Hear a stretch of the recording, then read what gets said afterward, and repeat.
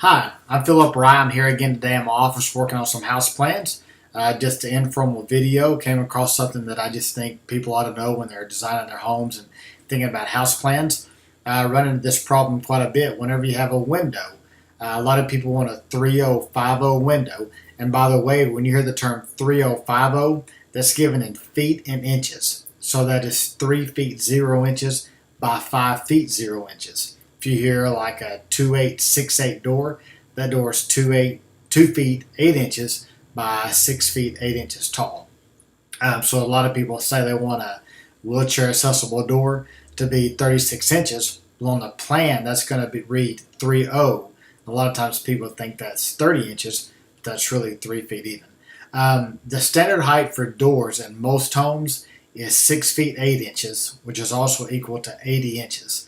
Around the house, so everything looks uniform and is straight, the tops of windows are set at the same height at 80 inches. So whenever you do that, if you have 80 inches in a window and you have a 5-foot window, which is 60 inches, that gives you 20 inches left between the floor and the bottom of the window. That meets code, so that window does not have to be tempered for safety of tempered glass.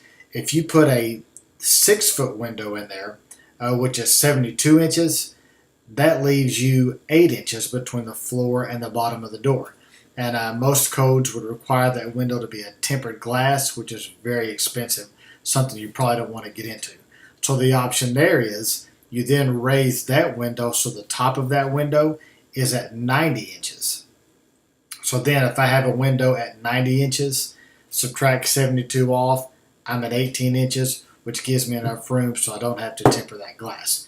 The only problem is, this bothers some people it doesn't, you then run into the tops of your windows are now higher than the tops of your doors. So as you can see in the picture here, sometimes that doesn't always line up.